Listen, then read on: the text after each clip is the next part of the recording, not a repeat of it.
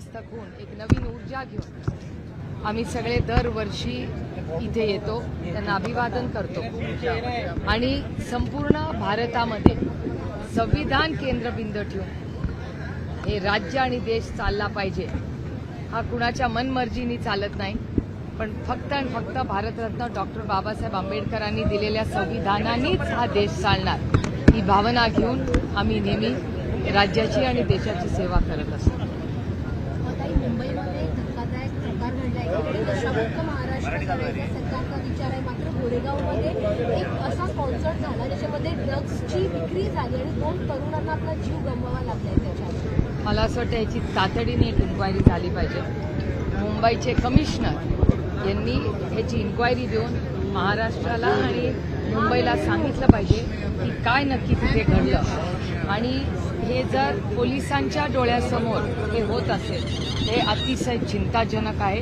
ह्याचा मी जाहीर निषेध करते आणि तातडीने गृह मंत्रालयाने याच्यावर ऍक्शन घेतली पाहिजे. ताई, अशोक खरात बरोबर आता आयजी कराळे यांचा देखील व्हिडिओ जो आहे तो समोर येताना पाहायला मिळतो. अंजली दमाने यांनी हा व्हिडिओ जो आहे तो पोस्ट केलेला आहे. खरं तर ज्या एसआयटी टीमकडनं अशोक खरातचा पर्दाफाश केला जातो त्याच गृह विभागातले बडे अधिकारी मात्र या अशोक खरातच्या संपर्कात होते.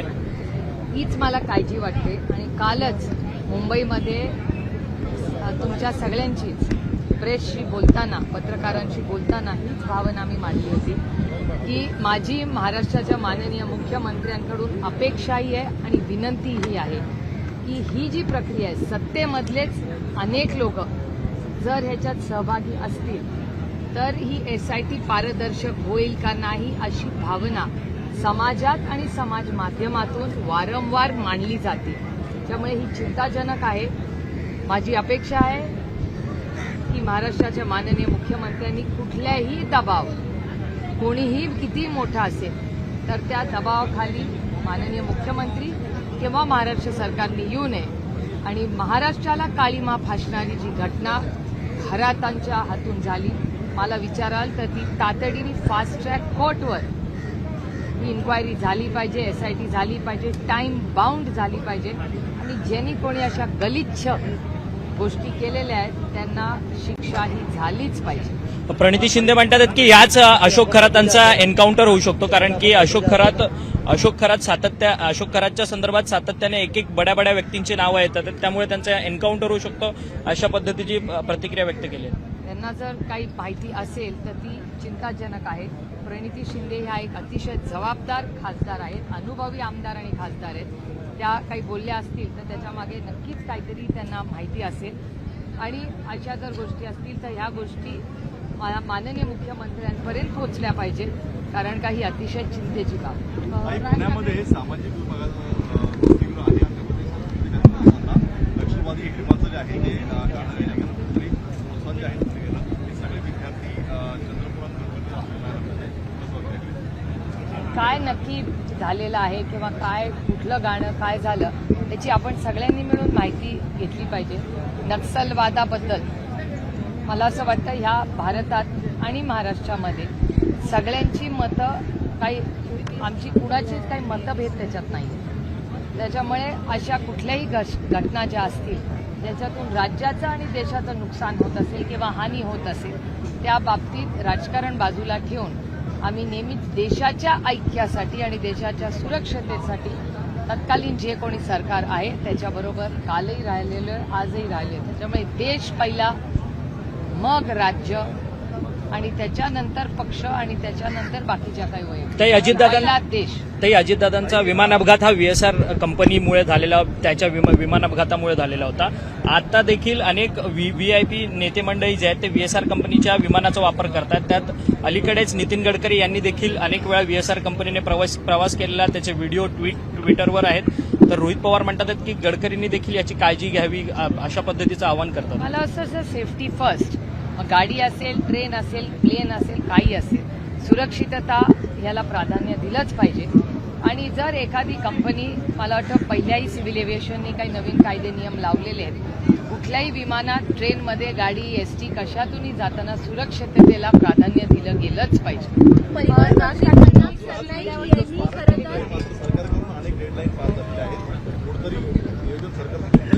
नाही अर्थातच काय हे चुकत नाहीये नियोजन, हे अपयश आहे सरकारचं. महाराष्ट्र सरकारमध्ये पक्ष फोडा आणि काय आमदार फोडा हे सगळे ऑपरेशन्स करायला सरकारला वेळ आहे.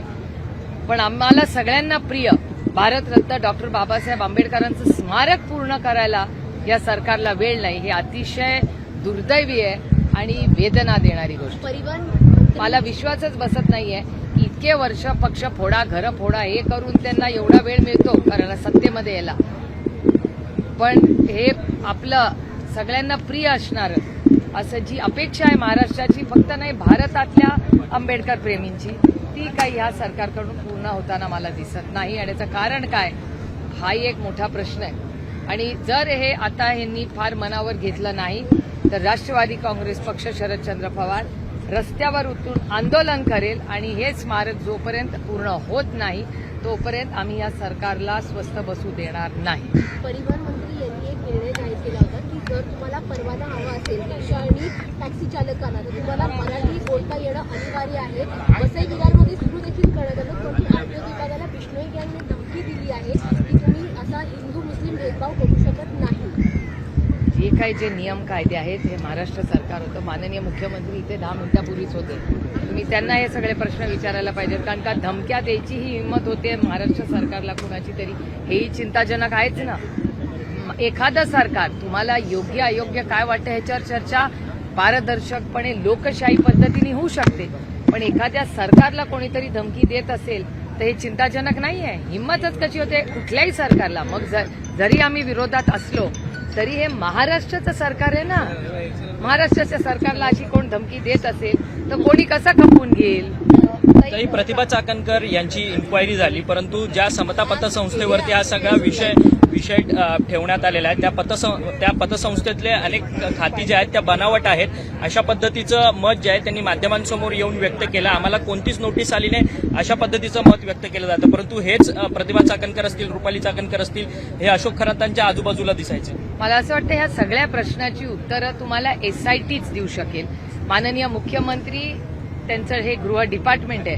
त्याच्यामुळे आपण एखादी इन्क्वायरी चालू असताना काहीतरी आपल्याला फारसं माहिती नसताना बोलणं हे माझ्यासारख्या व्यक्तीला मला तरी संयुक्तिक वाटत नाही. त्याच्यामुळे पूर्ण माहिती घ्यावी. एसआयटीकडून आपण माहिती घेऊ शकतो किंवा माननीय मुख्यमंत्री मुंबईत असतील तेव्हा त्याच्याकडून माहिती घेतलेलं जास्त योग्य राहील. माझी एवढीच हात जोडून महाराष्ट्राच्या माननीय मुख्यमंत्र्यांना विनंती आहे की जी काही इन्क्वायरी होईल ती पारदर्शकच झाली पाहिजे आणि जे कोणी गुन्हेगार असतील मग ते महिलांचं शोषण करण्यात असेल, हवाल्यामध्ये असेल किंवा ड्रग्जमध्ये असेल यांना ही शिक्षा झालीच पाहिजे. तरी राज ठाकरे यांनी पोस्ट केलेली आहे त्यामध्ये सर्वसामान्य नागरिकांसह राजकारणाची त्यांनी कान टोचली. त्यांनी असं म्हटलंय पुणे विजय लावून नुसत्या मिरवणुका काढल्या.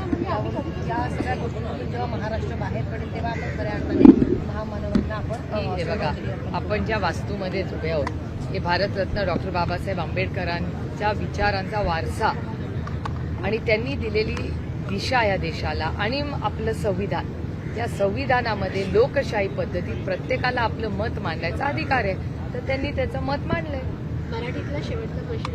राज्य सरकारमध्ये पुन्हा एकदा लुसलुस पाहायला मिळते. एकनाथ शिंदे आणि देवेंद्र फडणवीसांमध्ये कालच्या कॅबिनेटला देखील उपमुख्यमंत्री नव्हते. आशाताईंच्या इथे देखील दुरावा पाहायला मिळाला. हे बघा दुरावा किंवा जवळीक हा त्यांचा अंतर्गत प्रश्न आहे. माझी एवढीच विनंती आहे त्यांना की त्याच्यात सर्वसामान्य मराठी माणूस यांच्या प्रॉब्लेम्स किंवा ह्यांच्या मनातल्या मतं आणि मनभेदामुळे त्याच्यात सर्वसामान्य मराठी माणूस ज्यांनी विश्वासाच्या नात्याने एवढ्या मोठ्या संख्येने त्यांना मतदान केलं तो ह्याच्यात भरडला जाऊ नको आणि महाराष्ट्राचा विकास ह्याची गती ह्याच्यामुळे कमी होऊ नये एवढीच पांडुरंगा चरणी प्रार्थना.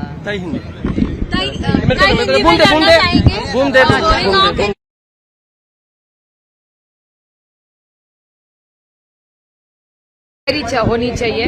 महाराष्ट्र के गृह मंत्री जो देश के महाराष्ट्र के माननीय मुख्यमंत्री है और मुंबई के जो कमिश्नर है उनको इसकी एक इंक्वायरी होनी चाहिए. Supreme Court refused to allow voters from West Bengal whose names were deleted from electoral rolls. What did you say on this? I think whatever line the Trinamool Congress takes, they know they are on the field. We are in full support of the Trinamool Congress and Mamata Banerjee. Madam, Amravati में खासकर लैंगिक शोषण का बड़ा मामला सामने आया है क्योंकि कई लड़कियों को उसमें किसी तरह से फंसाया गया।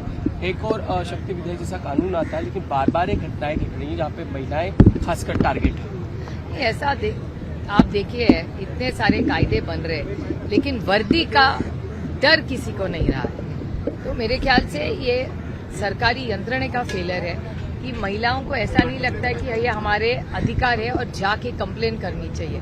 तो ये सिस्टम का और पूरे हम सब का एक समाज माध्यम से मैं कहना चाहती हूँ कि हम सब का ये फेलियर है और इसमें हम सबको मिलके हर लड़की को ऐसा लगना चाहिए कि अगर मुझ पे अन्याय हो रहा है तो मेरी आवाज सुनने वाला कोई हो। खासकर हम पुणे और नासिक में देख रहे हैं कि ईडी के कल छापे पड़े, इसमें कई संपत्ति जो है अशोक खरात की जब्त की गई। क्या ईडी जिस तरीके से इस बार कार्रवाई कर रही है खासकर खरात को लेकर, ये सही दिशा में जाते हुए आपको लगता है? नहीं, ये तो वक्त ही बताएगा ना, हम लोग कैसे बोल सकते हैं, हम तो विपक्ष में हैं। एसआईटी और माननीय मुख्यमंत्री ही बता सकते हैं किस दिशा में जा रही है, लेकिन जो प्रेस में आ रहा है, टीवी में आ रहा है, न्यूज वर्तमान पत्र में आ रहा है, उससे पता चल रहा है कि ये एक सेक्स रैकेट तो है ही, लेकिन उसके आगे जाके ये सिर्फ सेक्स रैकेट नहीं, ये हवाला, ड्रग्स, पता नहीं और क्या क्या चीजें इसमें आएगी। जो दिख रहा है वो एक शुरुआत सेक्स रैकेट से हुई है, लेकिन बड़ा हवाला का बहुत बड़ा रैकेट, सिर्फ राज्य नहीं, देश नहीं, इंटरनेशनल रैकेट है, ऐसा जो दिख रहा है, कि सुनने में आ रहा है, उसमें से पॉलिटिकल कनेक्शन इसमें ज्यादा है उस हवाला में आपको लगता है? वो पता नहीं, ये वक्त ही बताया, मैं किसी के नाम नहीं लेना चाहती, लेकिन जो टीवी पे और न्यूज़पेपर में आ रहा है उस हिसाब से ये बहुत बड़ा रैकेट है, ये बहुत दुर्भाग्य की बात है। ये मनी लॉन्ड्रिंग भी है, ऐसे कहा जा रहा है। दूसरा मैडम सवाल ये है कि हमारा जो विधेयक आने वाला है, नारी शक्ति वंदन विधेयक, उसका हो गया आपको? राष्ट्रवादी कांग्रेस पार्टी शरद चंद्र पवार ने हमेशा महिलाओं का साथ दिया है। आपको याद होगा जब इस देश में पहला आरक्षण आदरणीय शरद चंद्र पवार जी जब महाराष्ट्र के मुख्यमंत्री थे तब दिया गया इस देश में पहली बार। तो हम पूरी ताकत से महिलाओं को जो न्याय देगा उसके साथ हम खड़े रहेंगे, लेकिन हमारी सिर्फ अपेक्षा है कि हमें बिल वो दिया जाए, तो कोई अच्छे सुझाव भी हम दे सकते हैं। और 15 तारीख को खड़गे जी के यहाँ हमारी एक इंडिया अलायंस की मीटिंग है, उसमें भी हम सब चर्चा करेंगे। कांग्रेस भी साथ है, हम सब मिलके अच्छा और सशक्त कायदा कैसे बना सकते हैं, इसलिए हम कोशिश करेंगे। पिछली बार भी आपको याद होगा कांग्रेस ने पूरी ताकत से ही कॉन्स्टिट्यूशनल अमेंडमेंट ने हम सब ने मदद ही की थी सरकार की, लेकिन जो टाइमिंग है उसको लेकर खड़गे जो सवाल वही तो उसी की एक मीटिंग है, उसकी मीटिंग 15 तारीख को है, उसमें हम हमारी लाइन बताएंगे। लेकिन महिलाओं के लिए और समाज में जो शोषित है, वंचित है, पीड़ित है और हमारी महिला बहनें हैं, उनके सबके लिए अगर कोई भी सरकार कोई भी अच्छा कायदा लाए तो हम पूरी ताकत से एनसीपी शरद चंद्र पवार उसके साथ रहेगी। देश के हक के लिए, देश के एकता के लिए हम सब सरकार के साथ रहेंगे। आपको याद होगा जब पहलगाम में हल्ला हुआ, उसके बाद ऑपरेशन सिंदूर हुआ, तब शरद पवार जी ये पहले नेता थे इस देश में जिन्होंने कहा कि देश के पर जब हमला होता है तो हम देश के साथ खड़े रहेंगे। नोएडा में खासकर अब जिस तरीके से हम परेशानियां देख रहे हैं, नोएडा में मजदूर सड़कों पर है, आगजनी हो रही है। बहुत चिंताजनक, ये बहुत अच्छा सवाल आपने पूछा है। और ये सिर्फ नोएडा में नहीं हो रहे, ये सब चीजें संभाजी नगर में जो MIDC है वहां भी सुनने में आ रही है। परसों ही मेरे पार्टी का एक रिव्यू का मीटिंग था और उसमें संभाजी नगर से जो लोग आए थे, वालूज MIDC में भी ऐसी घटना शुरू हो गई है।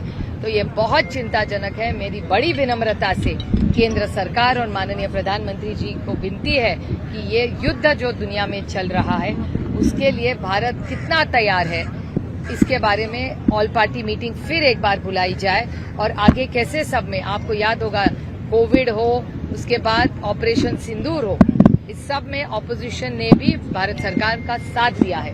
तो ये भी अगर ऐसे युद्ध चलता रहेगा तो 15-20 दिन में भारत में बहुत सारे और प्रॉब्लम्स हो सकते हैं। इसीलिए भारत सरकार ने आप एक मीटिंग लेनी चाहिए, ऑल पार्टी मीटिंग फिर से लेनी चाहिए। एक सवाल ये कि नांदेड़ में खासकर नांदेड़ में संतोष आईपैक के डायरेक्टर को, फाउंडर को जो है अरेस्ट कर लिया, क्या कहना चाहेंगे मनी लॉन्ड्रिंग के केस में? अभी मनी लॉन्ड्रिंग केस में है, कुछ केस नहीं है। मेरे ख्याल से ये सारे जवाब आपको वहां से ही मिलेंगे। मैंने पहले भी आपको कहा है वेस्ट बंगाल में दीदी एक बड़ी वरिष्ठ और ताकतवर नेता है और हम पूरी ताकत से दीदी के और तृणमूल कांग्रेस के साथ हैं। मैडम, हिंदू मिल स्मारक कुछ हिंदू मिल स्मारक को लेकर हर बार आज की जयंती है, प्रश्न उपस्थित किया जाता है विपक्ष द्वारा हर बार। महायुति सरकार है यहाँ पर, केंद्र में भी भाजपा की सरकार है, लेकिन अब तक वो स्मारक हमारी सिर्फ इतनी कहनी है, पार्टी तोड़ो, घर तोड़ो, सरकारें बनाने के लिए इनको वक्त है, लेकिन भारत रत्न डॉक्टर बाबा साहब अम्बेडकर जी का यहाँ जो हिंदू मिल का जो इतना बड़ा प्रोजेक्ट स्मारक महाविकास आघाड़ी के वक्त भी हम सब ने बहुत उसका फॉलोअप लिया था। उसके बाद इनकी सरकार आई है, सरकार आके मेरे ख्याल से 4-5 साल हुए हैं, लेकिन ये पूरा नहीं हुआ। मैं विनम्रता से सरकार को बोल रही हूँ कि जल्द से जल्द ये पूरा करे। अगर ये सरकार ने टाइम बाउंड मैनर में ये पूरा नहीं किया तो एनसीपी शरद चंद्र पवार हम पूरी ताकत से इस सरकार के खिलाफ आंदोलन करेंगे, रास्ते पे उतर के आंदोलन करेंगे। The leader of opposition Rahul Gandhi called Hemanta Biswa Sarma most corrupted CM in the country. What did you say on this? Well, if Rahul ji has said it, there has to be some fact in it. And as you are aware, your channel also has many times shown about the washing machine. So in this country, this state, the washing machine is overactively used. का एक अंतिम सवाल है, TCS company है नासिक में, वहाँ पर जो है कॉल सेंटर के अंदर धर्मांतरण चंद्रशेखर जी जो टाटा सन्स के सबसे बड़े अधिकारी है, उनका ऑफिशियल स्टेटमेंट आ चुका है। तो मेरे ख्याल से एक बार टाटा सन्स ने एक बार बोल दिया है, महाराष्ट्र सरकार ने एक्शन ली है, उसके बाद मेरे ख्याल से वो इंक्वायरी जब तक पूरी नहीं होती हम सब ने रुकना चाहिए। मैडम, एक सवाल, एकनाथ शिंदे के जो विधायक है संतोष बांगर, वो पार्टी की मीटिंग में कहते हैं कि हमारे मंत्री हमारा फोन नहीं उठाते हैं और ऐसे पार्टी का अंतर्गत निकाल देना चाहिए। उनकी पार्टी का मंत्री फोन नहीं उठा रहे हैं तो वो उनका अंतर्गत मामला है ना, उनके पार्टी का अंतर्गत मामला है। I guess Sanjay Raut has written a letter to the CM on Gadchiroli coal mining. What do you say on this? It's a big challenge. See, we are not against any mining, but we want development with greenery. So development and the environment should go hand in hand.